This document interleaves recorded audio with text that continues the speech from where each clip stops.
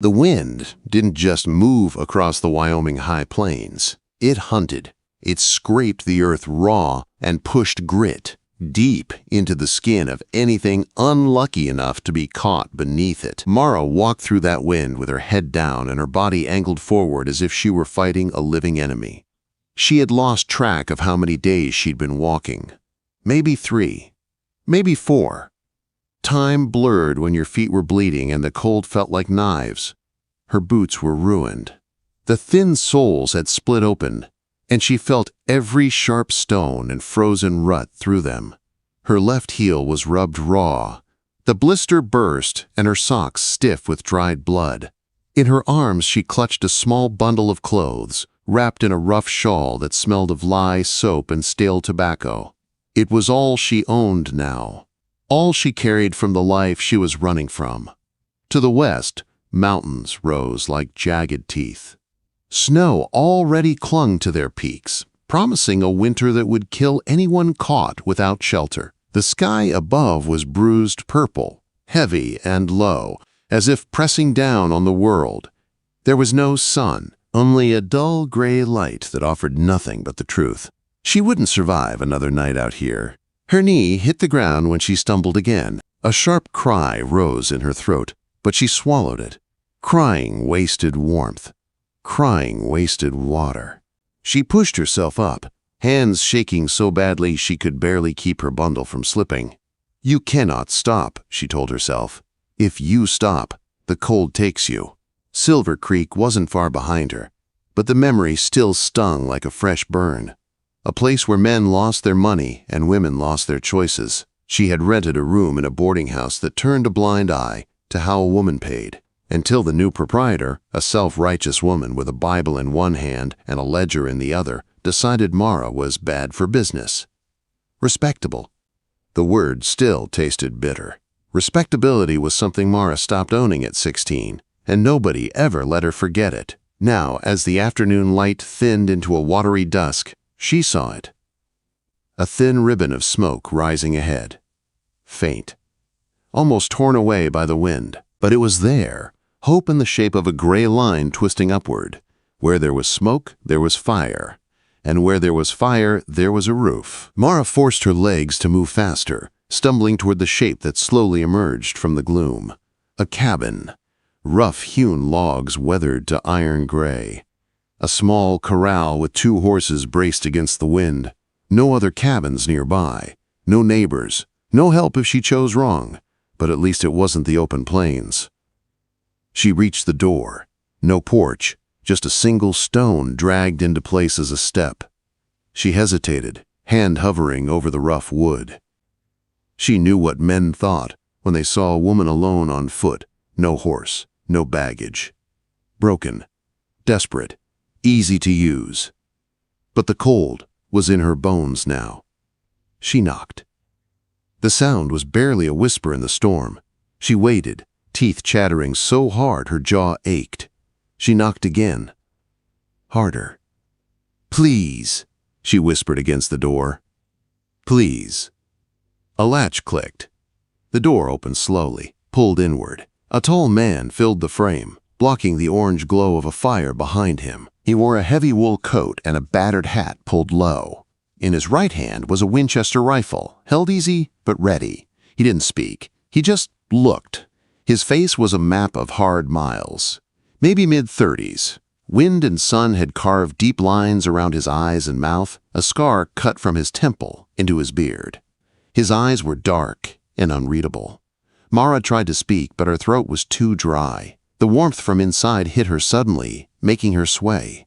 The room tilted. "Help me," she rasped. The man didn't move at first. He looked past her, scanning the horizon for others. A husband? A pimp? A posse?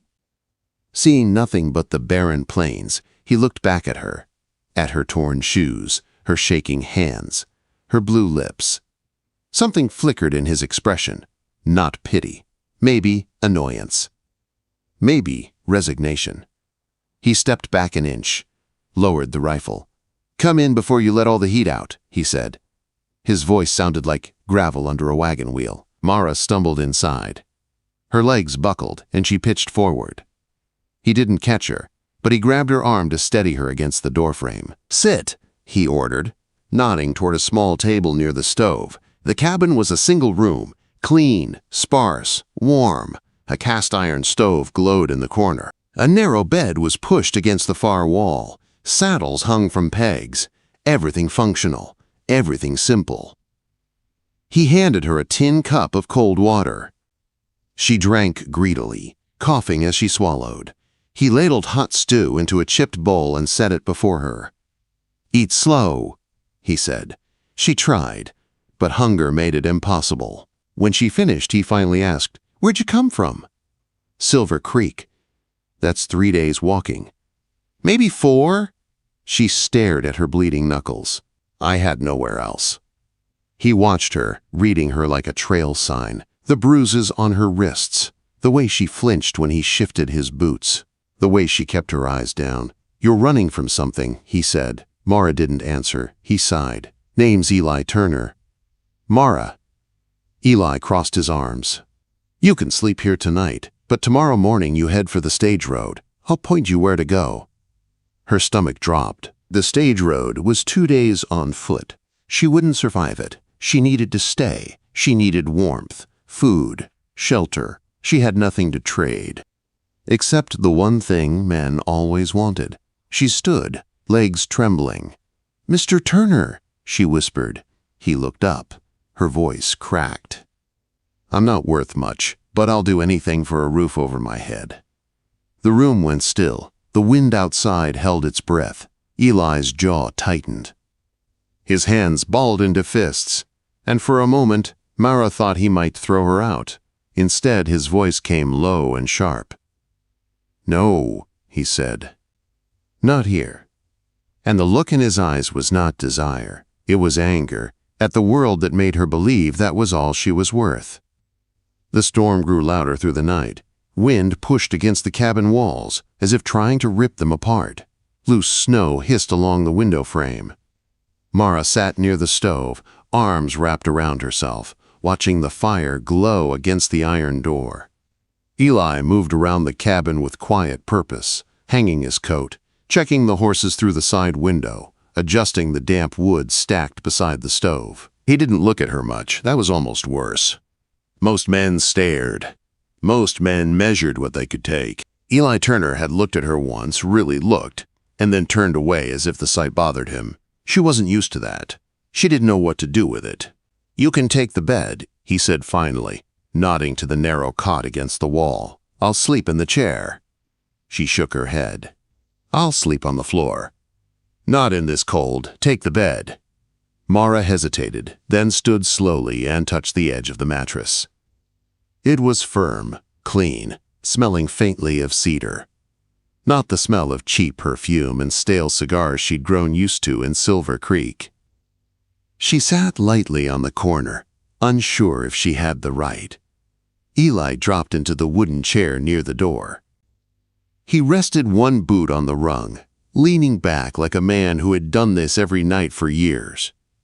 His rifle leaned against the wall within arm's reach. Mara swallowed. "You don't have to stay awake." "I do." "Why?" Quote, "Because someone knocked on my door in the middle of a storm and told me she was willing to give up her dignity just for a roof." His voice was calm, almost too calm. "So I'm keeping watch, for both of us." Mara stared at the floorboards, her cheeks burned with shame. "I didn't know what else to offer." "You shouldn't have to offer anything," he said. "Shelter is shelter. A person either gives it or doesn't." She lay back on the bed, pulling the thin blanket over herself. Exhaustion pulled her down fast. Her last thought before sleep took her was that she shouldn't have survived this long. Maybe she was only alive because she'd reached this cabin and this man instead of another.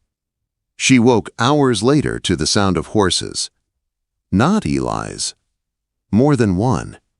Moving fast. Eli was already at the window, looking out from behind the curtain. His entire posture had changed. Shoulders tight, hands ready, breath shallow. Mara pushed herself upright. "What is it?" Quote, "Riders," he said. 3 of them. Her stomach twisted. The cold inside of her spread deep. They found me. Quote. Eli turned his head just enough to see her. Who? She hugged her arms. I told you I left Silver Creek. I didn't tell you who I was running from. You're telling me now. Mara's voice shook. A man named Wade Carter. He runs the biggest gambling hall. People owe him. He collects however he wants. I worked upstairs. When I tried to leave, he sent men after me. Said I was property until my debt was paid. Eli's eyes darkened in a way that made the room feel smaller. Are those his men? She nodded once. Eli moved to the rifle, checked the chamber, set his jaw. They won't take you. Mara's breath caught. You don't know what he'll do if they find me here. I don't care what he'll do, Eli said. I'm not handing you over. The horses stopped outside. Heavy boots hit the frozen ground. Voices rose, rough, confident, amused. Men who thought the world belonged to them. A fist slammed against the door. Turner, open up! Mara froze. They knew his name. Eli didn't react. He stood between her and the door like a wall. Go behind the bed, he said quietly. Stay low. Quote. She crouched behind the cot, heart hammering so hard she felt it in her throat. The men outside laughed. Come on, Eli, one called. We know she came this way. The boss wants her back. She ain't worth dying over. Another voice, mean, lazy, added, we'll even leave you a cut for the trouble. Eli didn't move. The cabin stayed silent. The leader's patience snapped. Last chance, Turner. Step aside. Eli raised his rifle. Mara's fingers clutched the blanket. All the cold she'd endured on the plains felt like nothing compared to this moment. Her whole world narrowed to the sound of her own breath and the weight of the silence outside. The door rattled. Then, the first man kicked it hard. Wood splintered at the frame. Eli took one step forward, anger simmering low beneath the surface. His voice was steady, controlled, dangerous. You boys take one more kick at that door, he warned, and you ain't walking back to Silver Creek. For a moment there was nothing. Then a cold, mocking chuckle. You always did think you were better than the rest of us, Turner. Fine, have it your way. Boots shuffled, snow crunched, and just as Mara dared to breathe, a gunshot exploded through the night. Mara screamed and ducked as the bullet tore through the top corner of the door, splintering wood across the room. Eli didn't flinch. He lowered one knee, aimed, and fired back through the crack in the frame with a single, clean shot. A man outside shouted in pain. Everything erupted at once, shouting, the scrape of boots, the metallic shuffle of guns being drawn. Mara pressed herself against the floor as Eli stood his ground, shoulders squared, rifle ready, protecting her with the calm of a man who'd seen too many wars and refused to lose this one. He glanced back at her only once. You're safe, he said, no matter what happens tonight. Another gunshot hit the door. Another scream tore through the snow. And the night turned into a fight neither of them could walk away from. The night had turned into a storm of gunfire. Each shot echoed across the frozen plains, bouncing off the cabin walls like thunder. Mara pressed herself tight against the floor, her hands over her ears, praying Eli wouldn't fall. Outside, men shouted orders and curses as the wind carried their voices into the cracks of the cabin. Eli fired again with steady aim. The muzzle flash lit his face for a split second, showing a look that wasn't fear or rage. It was focus. A man who had already decided he wasn't letting darkness take one more thing from him. Another bullet tore through the window, shattering the glass.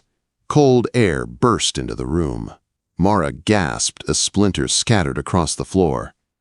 Eli moved without hesitation, grabbing her arm and pulling her behind the stove. Stay low, he said, eyes scanning the cabin. They won't leave, she whispered, shaking. Not until they have me. They're not getting you, he said. Not while I'm breathing. The shouting outside grew louder. Boots crunched in the snow as the men spread out, circling the cabin. Mara could hear the fear building in her chest like a rising tide. She tried to speak, but her throat closed around the words. Eli crouched beside her. Listen to me, he said quietly. I've dealt with men like this before. They're worse than you think, she said. Wade Carter, he doesn't forget. If his men die out there, he'll come himself. Eli's jaw tightened. He can come. I'm not handing a woman over to a man who thinks she's property. A sudden silence fell outside. It was so sudden it felt unreal. Eli held his breath. Mara did too. Then a new voice drifted through the darkness. Smooth, cold, confident. Wade Carter, Eli Turner, the voice called. I think we need to have a talk. Mara felt her stomach drop. She recognized that voice. It wasn't loud. It didn't need to be. Men listened to Wade because they knew what he was capable of. Eli didn't answer. Wade continued. You have something that belongs to me. Send her out, and this ends clean. Keep her, and I'll burn that cabin to the ground with you in it. Mara grabbed Eli's sleeve. You can't fight him, she whispered. He glanced at her, his eyes steady. I'm not fighting for him. I'm fighting for you. Before Mara could reply, Wade's voice grew sharper. Turner, you know me. You know how this goes. Eli stood slowly, keeping his rifle ready.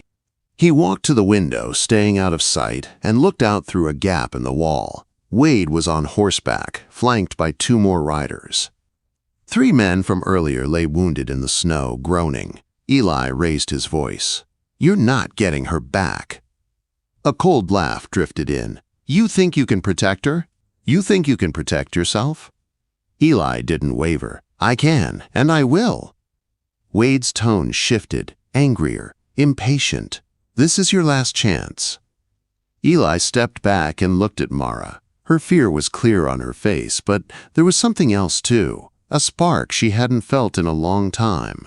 The belief that maybe, just maybe, she mattered. He handed her his revolver. If anyone gets past me, shoot. Mara stared at the gun, her hands trembling. I've never. You will if you have to, he said. I trust you.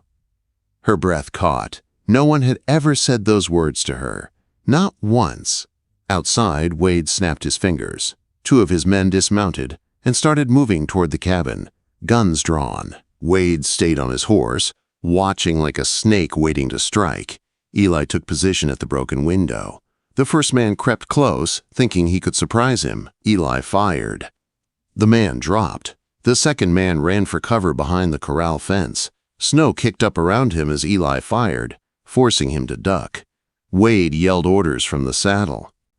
Mara crouched lower, gripping the revolver with both hands. Her heart thudded so loudly she thought Wade might hear it. Then, wood cracked behind the cabin. Mara spun around. A 4th man, one who had circled around earlier.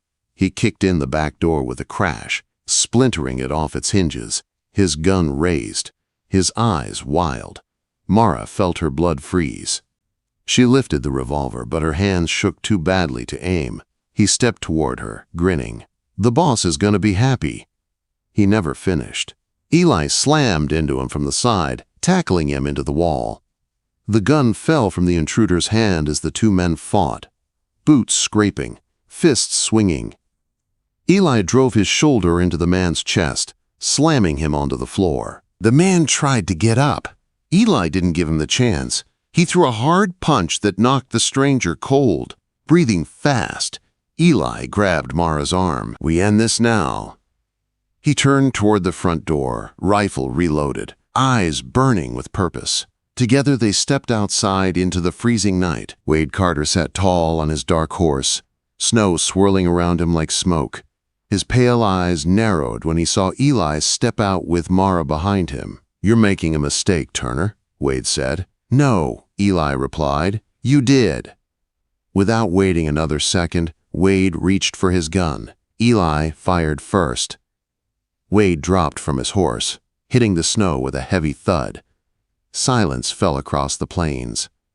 The remaining men hesitated, uncertain now that their leader lay motionless. Eli stared them down, rifle steady, breath sharp in the cold air. Pick him up, he commanded. Take him back to Silver Creek. Tell them this. She's not his property. She never was. None of the men argued. They lifted Wade, mounted their horses, and rode off into the night. The wind eased. The world grew quiet again. Mara stood beside Eli, shaking from more than the cold. Why? She whispered. Why would you risk your life for me? Eli looked at her with tired eyes. Because you walked through a storm believing the only thing you had to offer was yourself, and I won't let the world teach you that lie again. Her breath caught. For the first time in years, she felt something warm settle in her chest. Hope. They stood in the snow as the first soft flakes began to fall. Slow, quiet, peaceful. Mara wrapped her arms around herself. What happens now? Eli looked at the sky, then at the cabin, then at her. Now, you stay here until you're warm, until you're strong, and after that, we figure it out together. She nodded, tears burning her eyes. For the first time, she felt safe, really safe. And for the first time, Eli let himself smile. Let's go inside, he said. Storm's easing up, but you're still freezing. Mara followed him into the cabin, leaving footprints in the snow that the morning sun would freeze into silver. But tonight she wasn't running anymore. She had found a place. She had found a future, maybe even a home.